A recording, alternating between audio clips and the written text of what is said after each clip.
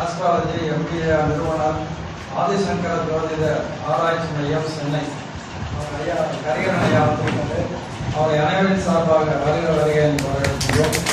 அதேபோல பிரபாகரன் நிறுவனர் இனிய சேவகம் அறக்கட்டளை அரியலூர் அவர்கள் நம்முடைய அழைப்பை ஏற்று இங்கே வந்திருக்கிறார்கள். இருவரையும் கிரிகரன் கூட்டி வரவேற்கிறோம். தமிழர் வேளாண் நாட்காட்டியில் குறிப்பிட்டபடி வேளாண்மைக்கும் கோள்களுக்கும் நட்சத்திரங்களுக்கும் இடையில் உள்ள தொடர்பு இதுதான் மிகப்பெரிய ஒரு ஆராய்ச்சி. அவர் வந்து இந்த ஆராய்ச்சியில் தான் இந்த நாட்காட்டியே அதை ரெடி பண்ணியிருக்காரு. அதனுடைய விரிவாக்கம் என்ன அப்படிங்கிறது நமக்கு தெரியாது. நம்ம வந்து பொதுவாக எழுதியிருக்கிறோம், படிக்கிறோம், செய்யறோம். பட் அதை ஃபாலோ பண்ணுறோம்னா அது இல்லை. ₹1 கொடுத்து வாங்கினவங்க கூட அதை ஃபாலோ பண்ணுறது இல்லை. அதனால அதில் எப்படி ஃபாலோ பண்ணுறது, என்னென்ன பிரச்சனை அதில் அவர் தான் சொல்கிறாரு. இந்த கோள்களுக்கும் இந்த கிரகங்கள் என்ன வழிகாட்டுது அதெல்லாம் பார்த்துட்டு இப்போ நம்ம விரிவான உபயோகிக்கிறோம். வணக்கம்னு சொல்கிறதா நன்றின்னு சொல்கிறதா எனக்கு தெரியல. ஆனால் இந்த நிமிஷம் வரைக்கும் நம்ம சாப்பிட்ட எல்லா சாப்பாட்டுக்கும் ஒரே காரணம் நீங்கள் மட்டும்தான். அதனால் வந்து திருவள்ளுவர் சொல்லுவார் இல்லையா, நீரின்றி அமையாத உலகு அப்படின்னு சொல்லுவார். ஆனால் நீங்கள் இன்றைக்கி இருக்கிற நிலைமையில விவசாயம் இன்றி இந்த உலகம் கிடையாதுன்றது என்னுடைய விவசாயத்துக்காக ஜோதிடத்தில் என்ன செய்ய முடியுன்றதை பற்றின என்னுடைய சிந்தனை உங்ககிட்ட இன்னும் கொஞ்சம் நேரத்தில் தமிழர் வேளாண் நாட்காட்டியாக கையில் வரப்போகுது. அதை பற்றின விரிவாக்கத்தை நான் கொஞ்ச நேரம் கழித்து சொல்கிறேன்.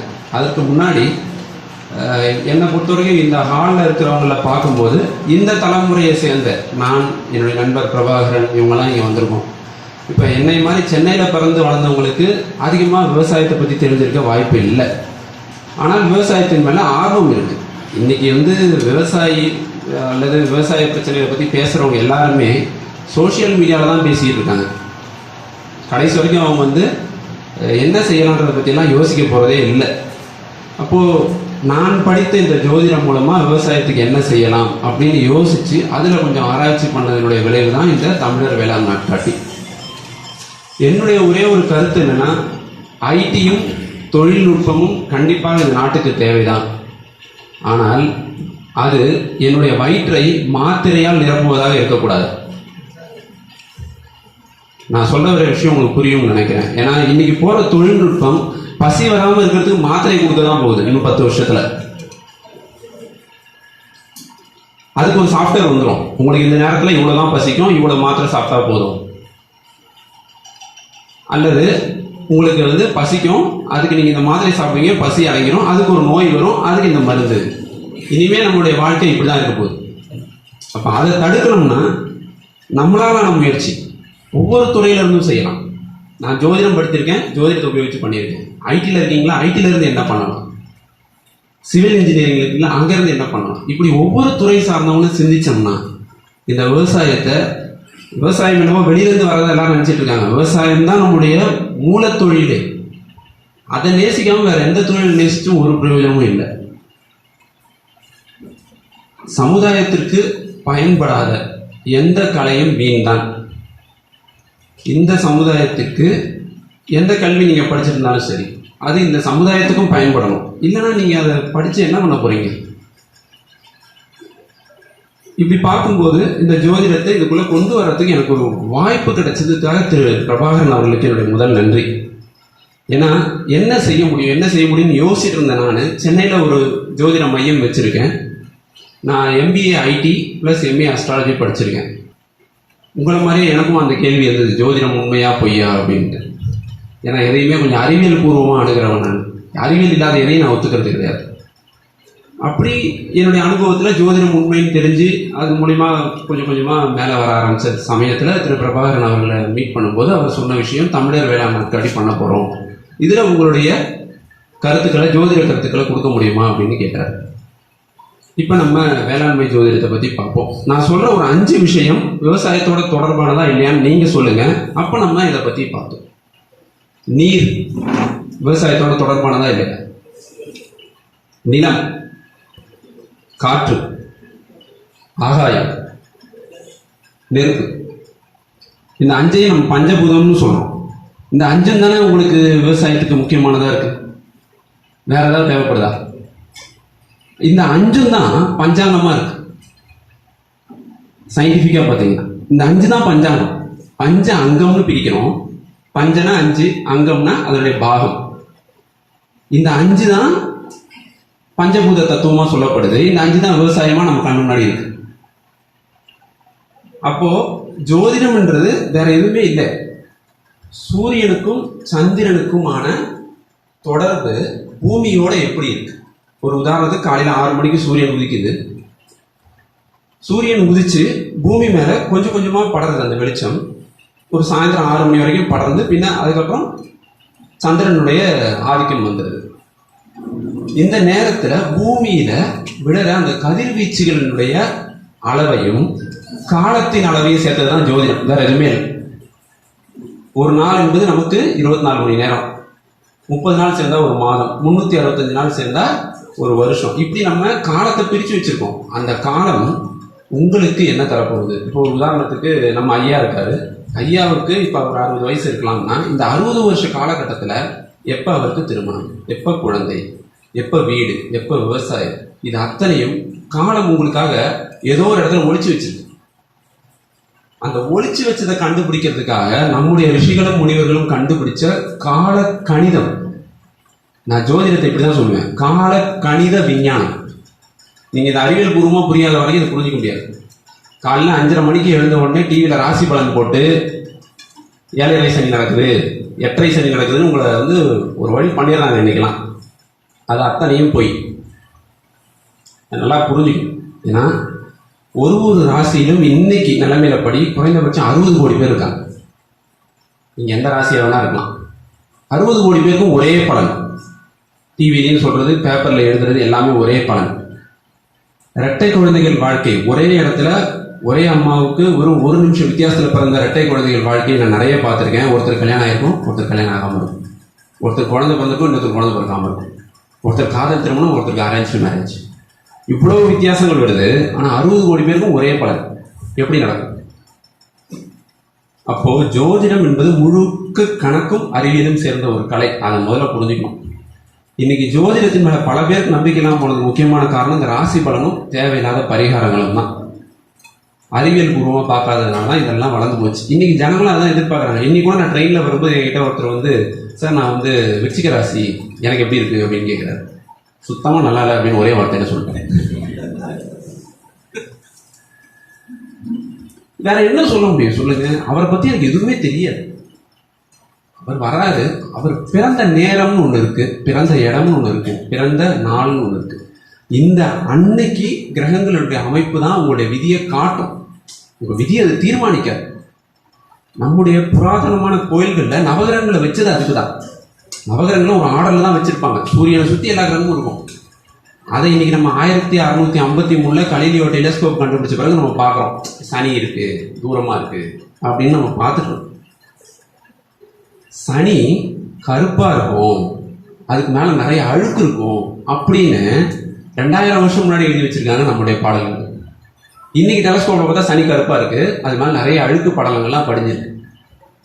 இன்னைக்கும் கோயில நீங்க போனீங்கன்னா சனிக்கு மேல பாத்தீங்கன்னா ஒரு நீல கலர் துணியோ கருப்பு கலர் துணியோ தான் போத்திருப்பாங்க, வேற எந்த துணியும் போத்த மாட்டாங்க. அப்போ நமக்கு சிம்பாலிக்கா இது எல்லாத்தையும் புரிய வச்சிருக்காங்க அந்த காலத்துல. குருவுக்கு மேல பாத்தீங்கன்னா நல்ல ஒரு பொன் மஞ்சள் கலர்ல துணி போத்திருப்பாங்க. அது எதுக்குன்னு நிறைய பேர் தெரியாது. குரு பார்த்தா கோடி நன்மை அப்படின்வாங்க, அதுவும் நிறைய பேர் தெரியாது. ஆனா இதெல்லாம் நம்ம கேட்டு கேட்டு பழகிட்டோம். இந்த கொஞ்சம் படிக்காம ஆராய்ச்சி பண்ணாம பேசுற ஜோசியர்கள்ட்ட போய் மாட்டிக்கும் போது முதல் விஷயம் ஜோசியங்கிற வார்த்தையே தப்பு. அதுவும் நல்லா தெரிஞ்சுக்க. ஜோதிடம், ஜோதிடத்தை பிரிச்சிங்கன்னா ஜோதி இடம், சூரியனுடைய ஜோதி, அதாவது ஒளி எங்க விழுதோ எந்த இடத்துல விழுதோ அங்கிருந்து ஒருவருடைய கர்மா ஆரம்பிக்குது. அதுக்கு பேர் தான் ஜோதிடம். ஜோசியம்னா ஈஸி ஆயிடுச்சுல, எல்லாம் கத்துக்கலாம். அந்த மாதிரி ஆயிடுச்சு நினைக்கலாம். சரி, ஒருவருடைய கர்ம புள்ளியின் தொடக்கம் தான் உங்க பிறப்பு. மனித பிறவி அவ்வளவு சாதாரணமா யாருக்கும் கிடைக்காது, அதையும் சொல்லிடுறேன். ஏன்னா திருமூலருடைய சில பாடல்கள்லாம் கொடுக்கப்பட்டிருக்கு. மனுஷன் புழுவாகி பறவையாகி இப்படி எல்லாம் மரமாகி எல்லாம் வாழ்ந்துட்டு தான் வரான். உங்களுக்கு மனித பிறவி, எனக்கு உங்களுக்கும் சேர்த்து மனித பிறவி கிடைச்சிருக்குன்னா அதுக்கு ஒரு முக்கியமான ஒரு காரணம் இருக்கு. எந்த ஜென்மத்திலும் நம்ம செய்த புண்ணியங்கள் நமக்கு இந்த மனித பிறவை கொடுத்துருக்கு. இந்த மனித பிறவியில நம்ம செய்யற புண்ணிய கர்மாக்கள் நம்முடைய அடுத்த தலைமுறைக்கு போகும், நம்மளே அடுத்த உலகத்துக்கு கொண்டு போகும். நம்முடைய வேதங்கள்லாம் சொல்லுது. ஆனால் இதில் எனக்கு ஒரு சந்தோஷமான விஷயம், இன்னைக்கு இங்கே பேசுறதுல எந்த விவசாயியும் இனிமே மேற்கொண்டு புண்ணியங்கள் செய்ய வேண்டியதே இல்லை. ஏன்னா உலகம் மொத்தத்துக்கு சாப்பாடு போடுறதோட வேற என்ன புண்ணியம் உலகத்தில் இருக்கு? அந்த புண்ணியத்தை தான் நீங்களாம் செஞ்சிட்டு இருக்கீங்க. இதை விட புண்ணிய காரியம் உண்மையிலே உலகத்தில் எதுவுமே கிடையாது.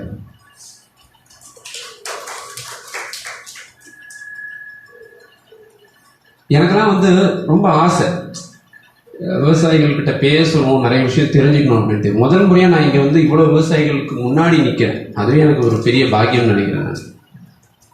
சரி, இப்போ வேளாண்மை ஜோதிடத்துக்குள்ளே கொஞ்சம் வருவோம். எல்லாரும் முடிஞ்சால் ஒரு பேனாவும் பேப்பரும் இருந்தால் எடுத்துக்கங்க. ஏன்னா உங்களுக்கு எல்லாருக்குமே யூஸ்ஃபுல்லாக இருக்கும். இது அத்தனை தகவலுமே எங்களுடைய நாட்காட்டியில் இருக்குது. நீங்கள் அதிலையும் பார்த்துக்கலாம். அடிஷ்னல் தகவல்கள் ஏதாவது கிடைக்கலாம் உங்களுக்கு. அதனால் ஒரு பேப்பரும் பேனாவும் கையில் வச்சுக்கோங்க.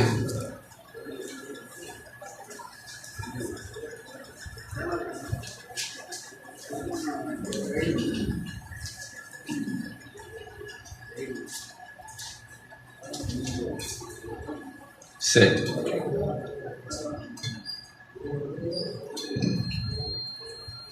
பஞ்சாங்கம்னு நான் சொன்னேன், 5 அங்கம்னு சொல்லியிருந்தேன்.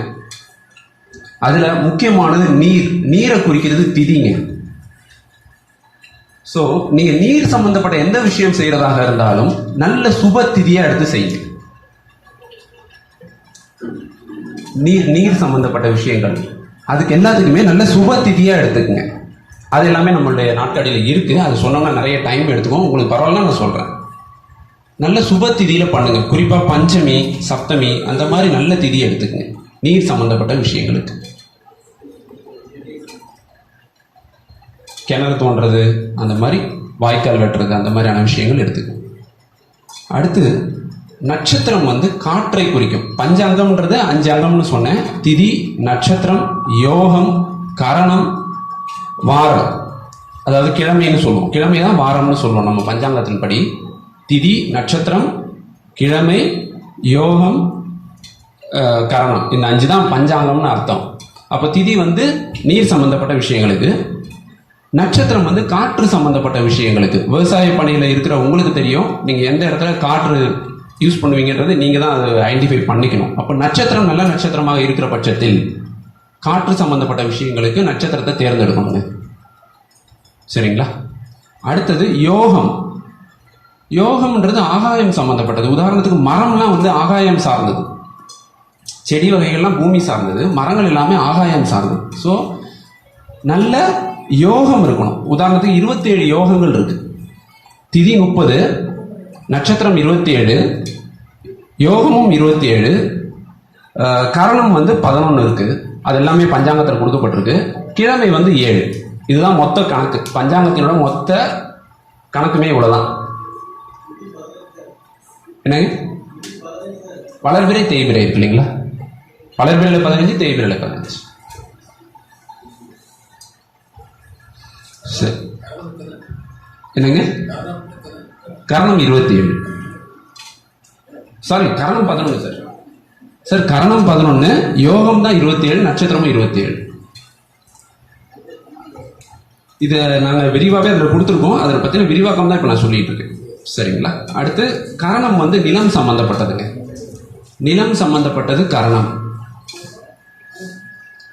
ஸோ நிலத்தில் நீங்கள் செய்கிற அத்தனை பணிகளுக்குமே இந்த கரணத்தை பார்த்துக்கிறது நல்லதுங்க. அடுத்தது கிழமை. இப்போ நீங்கள் அந்த நாட்காட்டியில் மேலவே பார்த்தீங்கன்னா ஒரு முக்கியமான 4 விவசாய விஷயங்கள். உதாரணத்துக்கு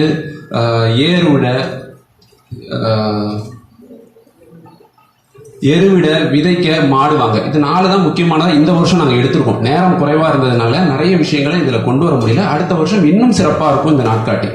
ஒவ்வொரு விவசாயியும் அந்த நாளை பார்த்து அன்னைக்கு என்ன செய்யலாம். இது எதுவுமே நான் கண்டுபிடிச்சதோ நான் சொல்கிற விஷயமோ கிடையாது. அத்தனையும் மூல நூல்களில் கொடுக்கப்பட்ட விஷயம்தான். ரொம்ப டீட்டெயிலாக எடுத்துருக்கோம், வேற ஒன்றும் பண்ணலை. ஏன்னா இதுக்கு மேலே பண்ணுறதுக்கு இந்த உலகத்தில் எதுவுமே இல்லை. எல்லாமே நம்ம ரிஷிகளும் சித்தர்களும் செஞ்சு வச்சுட்டு போயாச்சு. நம்ம நம்ம பேரை போட்டுக்கலாம். இன்னைக்கு நிறைய பேர் அதான் செஞ்சுட்டு இருக்காங்க. நான் தான் கண்டுபிடிச்சேன்ட்டு.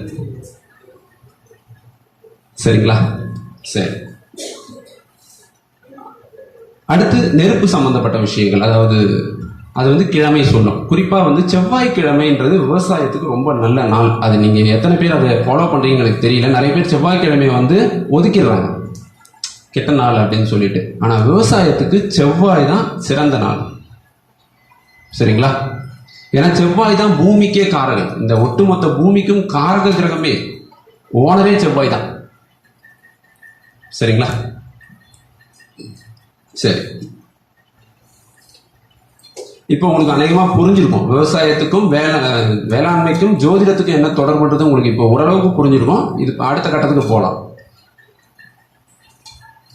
இப்போ நட்சத்திரம்ன்றது நான் சொன்னேன், மேல் நோக்கு நட்சத்திரம்னு இருக்கு, கீழ் நோக்கு நட்சத்திரம்னு இருக்கு, சமநோக்கு நட்சத்திரம்னு இருக்கு.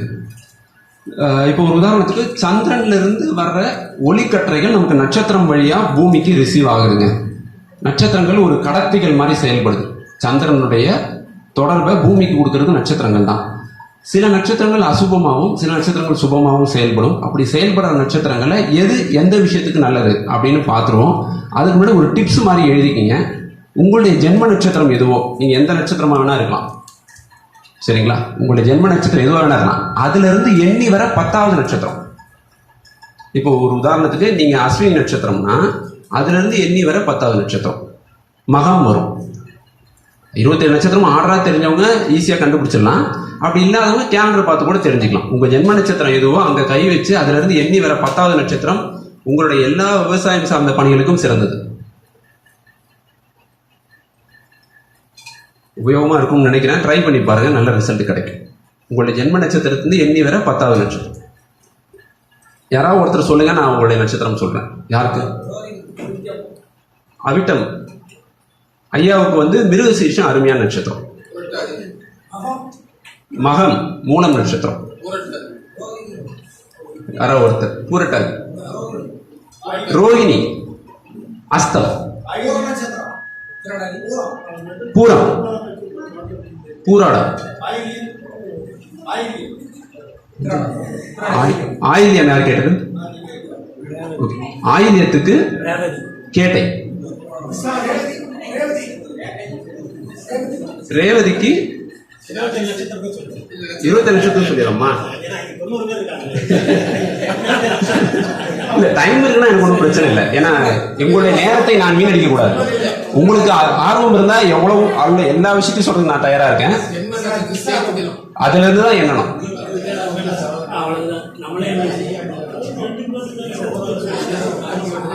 சரி, நான் சொல்லணும். ஓகே, சரி. நம்ம அதை யாரோ ஒருத்தர் கேட்டீங்க லாஸ்டா, அது மட்டும் சொல்லிடுறேன். உத்திரட்டாதி, பூசம், ரேவதி, ஆயில்யம்.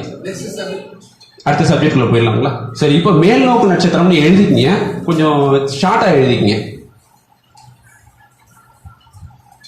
ரோஹிணி, திருவாதிரை,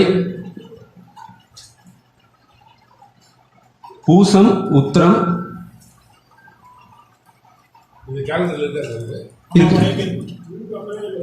இல்ல. இதுக்கு எதுக்குன்னா கொஞ்சம் அடிஷனல் இன்ஃபர்மேஷனோட இருக்கும் இந்த விஷயம். அது ஃபுல்லா எங்களால் அந்த டைம்ல பண்ண முடியல, அதனால தான் இதெல்லாம். ரோஹிணி, திருவாதிரை, பூசம், உத்திரம், உத்திராடம், திருவோணம், அவிட்டம், சதயம், உத்திரட்டாதி. இது எல்லாமே மேல் நோக்கு நட்சத்திரங்க. அதாவது பூமிக்கு மேல விளையிற பயிர்கள். பூமிக்கு மேல விளையிற பயிர்களுக்கு இந்த நட்சத்திர நாட்கள்ல நீங்க விவசாயம் தொடங்குறது நல்லதுங்க. பூமிக்கு மேல விளையிற பயிரா இருக்கணும். அதே மாதிரி தண்ணி தொட்டிலாம் கட்டுறீங்கன்னா அதுக்கு ரொம்ப நல்லது. தண்ணி சம்பந்தப்பட்ட தண்ணி தொட்டி அமைக்கிறது அதெல்லாம் பண்ணலாங்க இந்த நட்சத்திரத்தில். அடுத்தது சமநோக்கு நட்சத்திரம்னு எழுதிக்கிங்க. அஸ்வினி, மிருகசீரிஷம், புனர்பூசம், அஸ்தம், சித்திரை, சுவாதி, அனுஷம், கேட்டை, ரேவதி. இதுல ஆடு மாடு வாங்குறது, விற்கிறது, உங்களுக்கு ஏதாவது மேய்ச்சல் நிலம் இருக்குன்னா அந்த நிலம் வாங்கி சரி பண்றது, அந்த மாதிரி விஷயங்கள் செய்யலாம். கால்வாய் அமைக்கலாம், அறுவடை செய்யறது, விதைக்கிறது, இந்த மாதிரி விஷயங்களுக்குலாம் இது சமநோக்குனால் ரொம்ப நல்லது.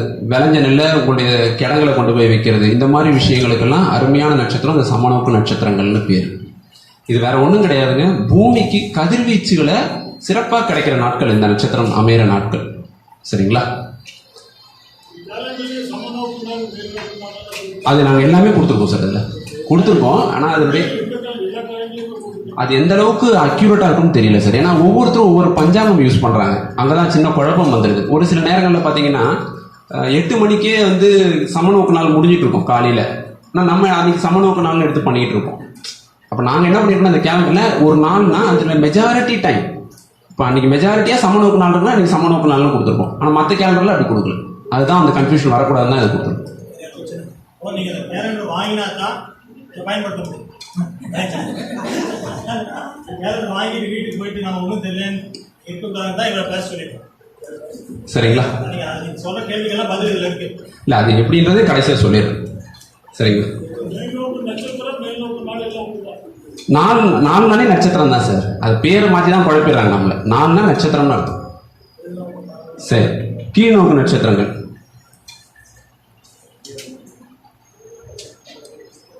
பரணி, கிருத்திகை, ஆயில்யம், மகம், பூரம்,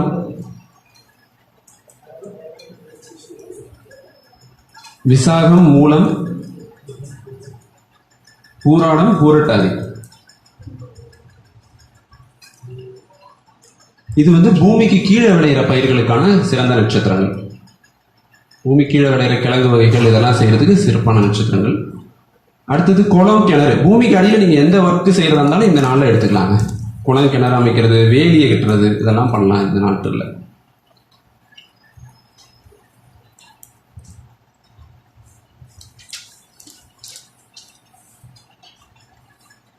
சரி, இது வந்து இந்த கேலண்டரில் வந்து பார்த்தீங்கன்னா சிம்பிள் மாதிரி கொடுத்துருப்போம். மேல் நோக்கு நட்சத்திரம் மேலே நோக்கின அம்புக்குறி இருக்கும், கீழ் நோக்கிய நட்சத்திரம்னா கீழ் நோக்கி அம்புக்குறி இருக்கும், சம நோக்குன்னா ஸ்ட்ரைட்டான லைன் மாதிரி கொடுத்துருக்கோங்க.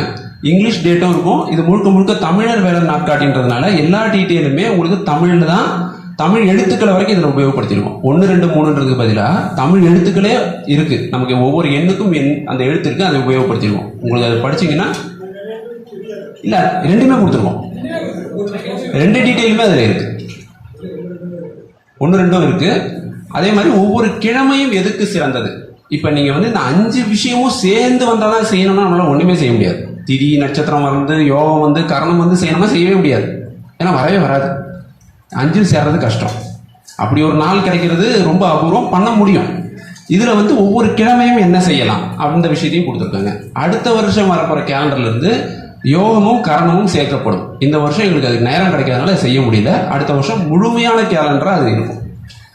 சரி, அடுத்தது வந்து மற்ற விஷயங்கள், விவசாயம் சம்பந்தப்பட்ட விஷயங்கள் அனைத்து இதில் எதெல்லாம் கொடுக்கப்பட்டிருக்கின்றதை நண்பர் பிரபாகரன் உங்களுக்கு விளக்குவார். கடைசியாக வந்து சமீபத்தில் ஒரு மலையாள படம் ஒன்று பார்த்தேன். அதில் ஒரு வரி வந்தது, அது எனக்கு ரொம்ப பிடிச்சிருந்தது. அது மட்டும் இங்கே ஷேர் பண்ணிக்க விரும்புகிறேன். இந்த பூமியில் வாழ்கிறதுக்கும் சாப்பிட்றதுக்கும் தேவையான அத்தனை விஷயங்களும் இயற்கையிலே இருக்கு அப்படின்னு சொல்லி மோகன்லால் ஒரு படத்தில் சொல்லுவார். அதனுடைய உண்மையான அர்த்தம் யோசிச்சு பார்த்தீங்கன்னா, இங்கே இயற்கையாகவே எல்லாம் செய்ய முடியக்கூடிய ஒரு சூழ்நிலை இருக்கு. ஆனால் நம்ம ஏன் செயற்கையை தேடி போறோம்னா, ஒரு பொருளாதார சூழ்ச்சி அல்லது பொருளாதார அரசியல்னு கூட அதை சொல்லலாம். இன்னைக்கு நம்ம எல்லாருமே, நான் உட்பட நீங்க உட்பட, திணிக்கப்பட்ட பையர்ஸ், கட்டாயப்படுத்தப்பட்ட பையர்ஸாக இருக்கும். ஏன்னா எனக்கு சென்னையில் 65 ரூபா 1 கிலோ அரிசி வாங்குறேன். ஆனால் உண்மையிலேயே அதோட விலை 65 ரூபா தானா? உங்களுக்கு அந்த 65 ரூபா வந்து சேருதான் கேட்டிங்கன்னா கண்டிப்பாக இருக்குது. ஆனால் எனக்கு 65 ரூபாய்க்கு தான் அரிசி கிடைக்குது. அப்போ இதில் என்ன மாற்றத்தை உங்களை மாதிரி ஆளுங்கள்லாம் சேர்ந்து உருவாக்க முடியும்னு நீங்கள் யோசிச்சு இந்த விவசாயத்துக்கு என்னென்ன செய்ய முடியும். கண்டிப்பாக தண்ணி பஞ்சம் இருக்க தான் செய்யுது. அதுவுமே ஒரு திணிக்கப்பட்ட சதியாக தான் நான் பார்க்குறேன். இப்படி பல விஷயங்களை நீங்கள் ஆராய்ச்சி பண்ணி செய்ய வேண்டியதாக இருக்குது. அதில் என்னுடைய துணையும் கண்டிப்பாக இருக்கும். முக்கியமான ஒரு அறிவிப்பு, என்னுடைய மொபைல் நம்பருக்கு விவசாயம் சம்பந்தப்பட்ட பணிகளுக்கு நீங்கள் எப்போ வேணால் கூப்பிடலாம். எல்லாமே ஃப்ரீ. சரிங்களா? எப்போ வேணால் என்ன கூப்பிடலாம். உங்களுக்கான விவசாயம் சம்பந்தப்பட்ட பணிகளுக்காக மட்டுமே. சரிங்களா? பூமிக்கு அடியில் பண்ணுற விஷயம் தாராளமாக போர் போடுற விஷயம் தாராளமாக வைக்கணும். செவ்வாய்க்கிழமையாக பண்ணுறது. சரிங்களா? சரி, என்னுடைய நம்பர் எழுதிக்கிங்க. 944-860-460. 944-860-460. ஒரே ஒரு கேள்விங்க. சமீபத்தில் ஒரு தென்னை மரம் வெட்டணும், அதாவது விழுகிற மாதிரி இருக்கு, இந்த மாதிரி மரங்களுக்கு வெட்டுறாங்க. அந்த மாதிரி வெட்டுறதுக்கு ஏதாவது ஒரு டைம் இருக்கா? அதாவது நாள் இருக்கா? முடிஞ்ச அளவுக்கு தென்னை மரம், அதாவது ஒரு மரத்தினுடைய உயிர் எடுக்கிற மாதிரி அந்த மாதிரியான விஷயங்கள்லாம் இருந்துச்சுன்னா முடிஞ்ச அளவுக்கு வியாழக்கிழமையில பண்ண சொல்லுங்க. மதியம் 1 to 2 ஹோரைன்னு சொல்லுவோம். நிறைய பேர் ஹோரை பார்க்க தெரியும். வியாழக்கிழமையில மதியம் 1 to 2 அது வியாழன் குரு உரையாகும். அது நல்ல ஹோரை நேரம், அதுல பண்ணலாம். சரிங்க, அதை பத்தி சொல்றேன். ஹரிஹரன், astrohariharan.com போட்டீங்கன்னா என்னோட வெப்சைட் வரும். astrohariharan.com. பொது ஜோதிடம், குறிப்பாக நான் பிரசன்ன ஜோதிடத்தில் தான் என்னுடைய முழு திறமையும் நான் உபயோகப்படுத்திட்டு இருக்கேன். பிரசன்ன ஜோதிடம்னா என்னன்னு நிறைய பேருக்கு தெரியுமான்னு தெரியல, நம்மளுடைய சொல்லிடுறேன். பிரசன்னம்னா இப்போ ஒரு உதாரணத்துக்கு நீங்கள் கொடுக்குற பிறந்த நேரமோ தேதியோ தப்பாக இருக்கலாம். அதை வச்சு நம்ம ஜாதகம் கணிக்கும் நிறைய தப்பு வந்துடும். ஆனால் பிரசன்னம்னா கேள்வின்னு அர்த்தம். இப்போ ஒரு உதாரணத்துக்கு இப்போ போயிட்டு இருக்கிற டைம் 1/22. இந்த 1/22 இன்னைக்கு 6ஆம் தேதி நான் எந்த இடத்துல இருக்கேன்? இப்போ கோயம்புத்தூர்ல இருக்கேன். அப்போ அந்த இடத்தினுடைய கணக்கை எடுத்து, பூமியினுடைய நீல அகலத்தினுடைய கணக்கை எடுத்து கோயம்புத்தூரினுடைய அட்சரேகை தீர்க்கரேகையை வச்சு கணக்கு பண்ணி பார்க்கறதுக்கு பேர் தான் பிரசன்ன ஜோதிடம். இதுல பலன் தவறவே தவறாது. நான் அந்த முறையை தான் பிராக்டிஸ் பண்ணிட்டு இருக்கேன். பொது ஜோதிடம் பார்ப்பதுண்டு, திருமண பொருத்தம் பார்ப்பதுண்டு. உங்களுக்கு தேவையான அத்தனை விஷயங்களும் என்னிடம் கிடைக்கும். நீங்கள் தேவைப்பட்டால் அணுகலாம். இது வந்து ஒரு விளம்பர கூட்டமாக இருக்கக்கூடாதுனால நான் எந்த தகவலும் என்னால் இப்போதைக்கு ஷேர் பண்ண முடியல. வேண்டவங்க என்னை தனியாக வந்து பார்த்து கேட்டுக்கலாம். அது கூட வந்து பார்த்து நான் இங்கே தான் இருக்க போகிறேன் சார் கூட. astro. இமெயில் ஐடியா எழுதிங்க. astro.hariharan HARIHARAN 3@gmail.com.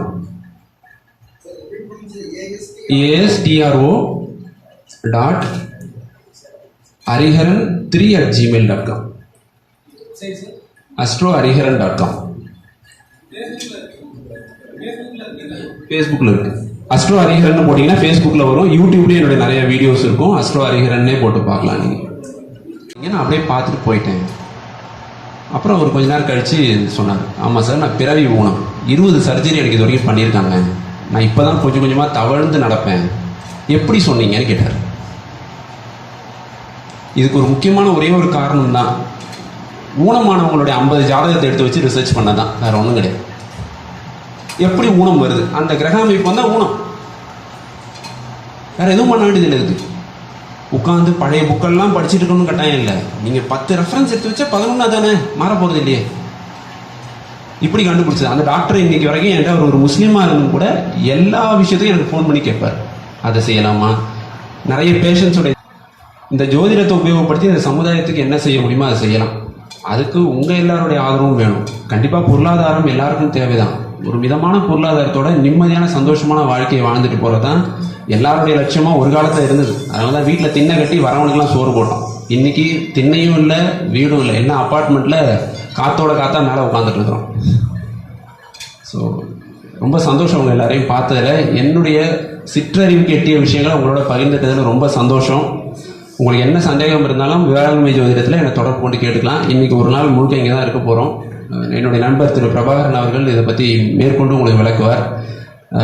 உங்களுக்கு என்ன சந்தேகம் இருந்தாலும் இப்போ கேட்டுங்க. முடிஞ்ச அளவுக்கு இப்போ மைக்கில் நான் ரெஸ்பான்ஸ் பண்ணுறேன். ஏதாவது சந்தேகம் இருந்தால் கேட்டு.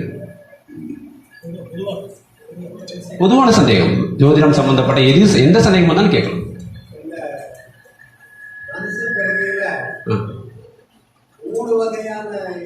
கர்மா இருக்கு. ஆமா ஆமா.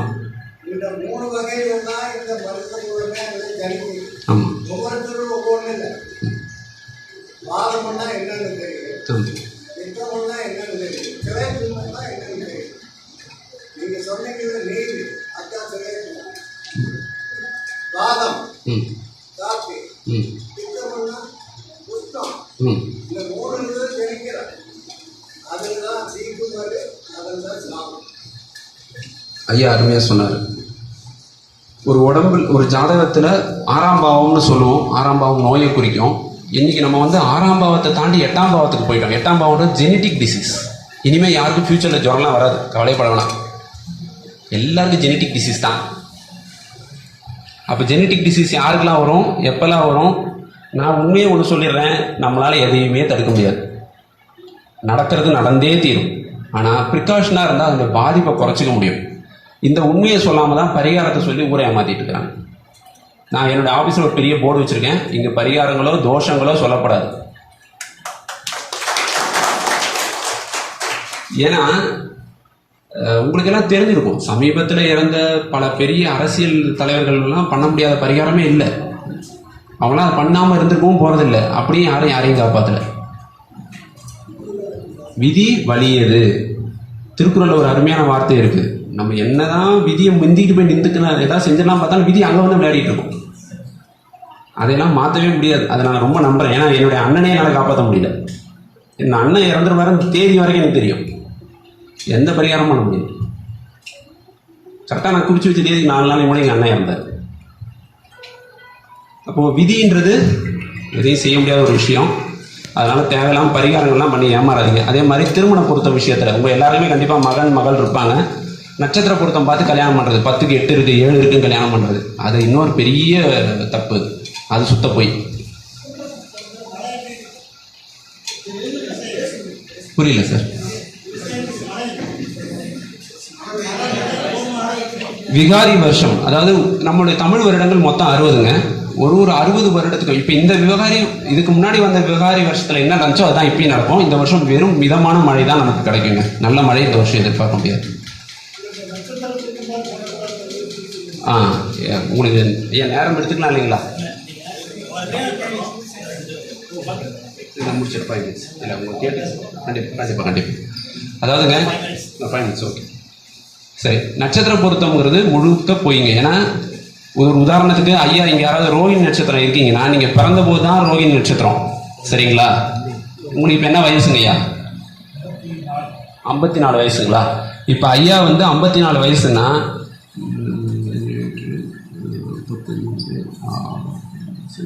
ஐயாவுடைய நட்சத்திரம் இப்போ பூசத்தில் போயிட்டு இருக்குது. ஆனால் இவர் என்ன பண்ணிட்டு இருப்பாரு? இப்போ வரைக்கும் கோயிலுக்கு போகும்போது நான் பூச நட்சத்திரம் ரோகிணி நட்சத்திரம் ரிஷபராசின்னு சொல்லி தான் அர்ச்சனை பண்ணிட்டு இருப்பாரு. ஐயாவுக்கு இப்போ பூசத்தில் போயிட்டு இருக்கு. இதெல்லாம் கணக்கு, இதெல்லாம் வெளியே சொல்றது கிடையாது. இதெல்லாம் வச்சு நம்மளை ஏமாத்திட்டு இருந்திருக்காங்க இத்தனை வருஷமா. நானும் படித்த பிறகு தான் எல்லாம் புரிஞ்சுக்கிட்டேன், சரிங்களா? உங்களுடைய ஜென்ம நட்சத்திரம்ன்றது மாறக்கூடியது. அது நல்லா புரிஞ்சுக்கங்க. நீங்கள் பிறந்த போது தான் நீங்கள் அந்த நட்சத்திரம். உங்களுடைய வயசு கூட கூட கூட உங்களுடைய நட்சத்திரமும் மாறும், உங்களுடைய குணங்களும் மாறும், உங்களுடைய வாழ்க்கை முறையும் மாறும். அது வெறுமனே உங்களுடைய நட்சத்திரத்தினால் மட்டும் தீர்மானிக்கப்படுறதில்லை. அப்போ உங்களுடைய கல்யாண நேரத்தில் உங்களுக்கு என்ன நட்சத்திரம் நடக்குதுன்னு கண்டுபிடிக்கணும். புரியுதுங்களா? நீங்கள் இப்போ உதாரணத்துக்கு ஐயாவுக்கு ரோகிணி நட்சத்திரத்துக்கு பொண்ணு பார்க்குறீங்கன்னா உங்களுக்கு பொருந்தாத நட்சத்திரம் 10 எழுதி கொடுத்துருவாங்க. மீதி இருக்கிற 17 நட்சத்திரம் பொருந்தும்னு பொருத்தம் பார்ப்பீங்க. கடைசியில் ஃபெயிலியர் ஆகிடும். ஏன்னா முன்னாடி நம்ம வாழ்க்கை முறை வேற. கணவனும் மனைவியும் எந்த சூழ்நிலையும் விட்டு கொடுக்காம வாழ்ந்ததான் நம்முடைய குடும்ப வாழ்க்கையாக இருந்தது. இன்னைக்கு கணவன் ஒரு பக்கம் வேலைக்கு போறாரு, மனைவி ஒரு பக்கம் வேலைக்கு போகுது. சப்போஸ் மனைவிக்கு சம்பளம் அதிகமாக இருந்தால் அங்கேயே ஈகோ ஸ்டார்ட் ஆகி பிரச்சனையில் போய் முடிஞ்சிருது. இனிமேல் ஆணாதிக்கம்லாம் குறைஞ்சி பெண்ணாதிக்கம் தான் வரப்போகுது. அப்போ ஆண்கள்லாம் கல்யாணம் பண்ணும்போது மனசளவில் தயாராகிடணும், உடல் அளவுலேயே அப்புறம் தயாராகணும், சரிங்களா? கண்டிப்பாக இருக்குங்க. அது மட்டும் சொல்லிடுறேன். இப்போ இந்த கேலண்டர் விற்பனைக்கு உள்ளது நீங்கள் வாங்கிக்கலாம் சார். கண்டிப்பாக அதையும் சொல்லிடுறேன் சார். விவசாயத்துக்கும் நட்சத்திரத்துக்கும் தொடர்பு கண்டிப்பாக. ஐயா மிருகசீரிஷம், அவிட்டம், சித்திரை இந்த 3 நட்சத்திரத்தில் பிறந்தவங்களுக்கும் விவசாயத்தின் மேலே அளவு கடந்த ஆர்வம் இருக்கும். பிறந்தபோது அவங்க மிருகசீரிஷம் அவிட்டம் சித்திரையாக இருந்தாங்கன்னா விவசாயத்தின் மேலே அளவு கடந்த ஆர்வம் இருக்கும். வரையா வரேன், சரிங்களா? ஆமாம், அதுதான் சார் நானும் சொல்ல வரேன். இது பிறவி குணம். அதாவது மிருகசீரிஷம் சித்திரை அவிட்டத்தில் பிறந்தவங்களுக்கு பிறவிலே அந்த ஆர்வம் இருந்தோம்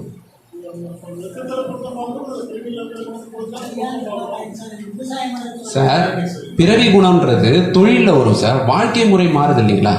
வாழ்க்கை முறை மாறும்போது இவங்க போய் சேர்ந்து வாழ்வாங்களா அப்படிங்கிறத பார்க்கறதுக்கு அந்த நட்சத்திரத்துக்குள்ள நம்ம போகணும். பிறவி குணம் என்ன? நட்சத்திரத்தை வச்சு குணத்தை எல்லாம் சொல்ல முடியாதுங்க. உங்களுடைய ஆர்வத்தை சொல்லலாம். இப்போ உதாரணத்துக்கு ரோஹிணி நட்சத்திரம் யாராவது இருக்கீங்களா? ஐயா உங்களுக்கு சாப்பிட்றது நல்ல ஆர்வம் ஐயா, விதவிதமா சாப்பிடணும் அப்படின்னு ஆர்வம் இருக்காங்க இருக்குங்களா? அதான் குணம் சார். இது மாறவே மாறாது. புரியுதுங்களா? இவ்வளவுதான் விஷயம். நல்ல டிராவல் பண்ணணும், நல்ல கௌரவமான உத்தியோகத்தில் இருக்கணுன்ற எண்ணம் எப்பவுமே உங்களுக்கு இருக்கும். டஸ்ட் அலர்ஜி இருக்குங்களா? டஸ்ட் அலர்ஜி இருக்குங்களா? ஸ்கின் அலர்ஜி இருக்குங்களா? அவ்வளோதாங்க விஷயம். இதை தான் பண்ண முடியும். கொஞ்சம் டைம், ஏன்னா நீங்கள் தனியாக பார்க்கலாம், நிறைய போகிறது ரொம்ப கஷ்டம், போயிட்டே இருக்கணும் நம்ம. ஏன்னா சரி, விவசாயத்துக்கு அடுத்த ரூல் எழுதிக்கங்க. யாருக்கெல்லாம் சந்திரன் செவ்வாய் சேர்க்கை, முக்கியமான 4 கிரகம் விவசாயத்துக்குங்க. சூரியன், சந்திரன், செவ்வாய், சனி.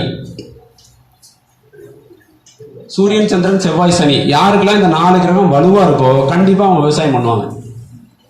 வலுவா இருக்கணும். எனக்கு கொஞ்சம் வலு கம்மியா இருக்கிறதுனால விவசாயத்துக்கான நாட்காடி போட்டிருக்கேன். இல்லைன்னா நானும் விவசாயம் தான் பண்ணியிருப்பேன். எனக்கு சனி செவ்வாயும் பலமா இருக்கு, சூரியன் அந்த அளவுக்கு பலமா இல்லை. அதனால என்னால் விவசாயம் பண்ண முடியல. வீட்டில் ஒரு சின்ன செடி வச்சு துளசி வச்சு வளர்த்துட்டு இருக்கேன். ஐயா கிட்ட தான் துளசி வாங்கிட்டு போன இருக்குது. சரிங்களா?